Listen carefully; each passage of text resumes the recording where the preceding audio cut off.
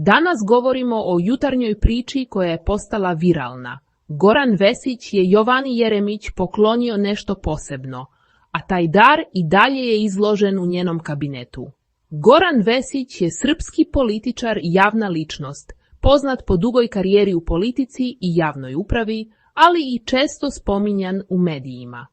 Jovana Jeremić je kontroverzna novinarka i voditeljka, poznata po direktnim izjavama i izrazenom stilu vođenja razgovora. Vesić joj je poklonio predmet koji ima posebno značenje i nije obična sitnica, bio je simbol priznanja i poštovanja. Jovana ga je ponosno postavila u kabinet i predmet još uvijek stoji tamo, što znači da joj mnogo znači. Poklon simbolizira podršku, poštovanje ili priznanje od strane jednog javnog političara prema drugoj javnoj ličnosti.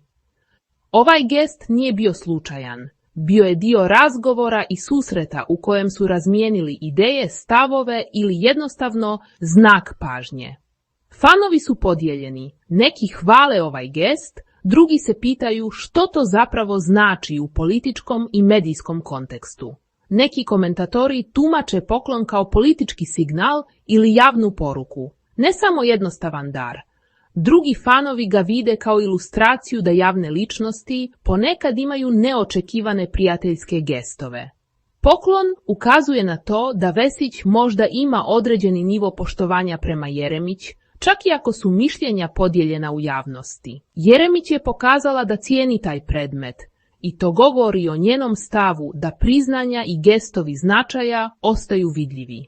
Mediji su ovu vijest prenijeli sa različitim komentarima, od neutralnih do onih koji sugeriraju skrivene poveznice. Na društvenim mrežama se i dalje raspravlja. Neki smatraju gest lijepim, drugi tragaju za dubljim značenjem.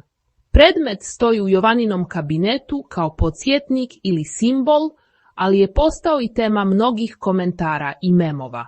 Jedan poklon možda je jednostavan predmet, ali u svijetu poznatih on može postati viralna tema, simbol pažnje ili politički signal.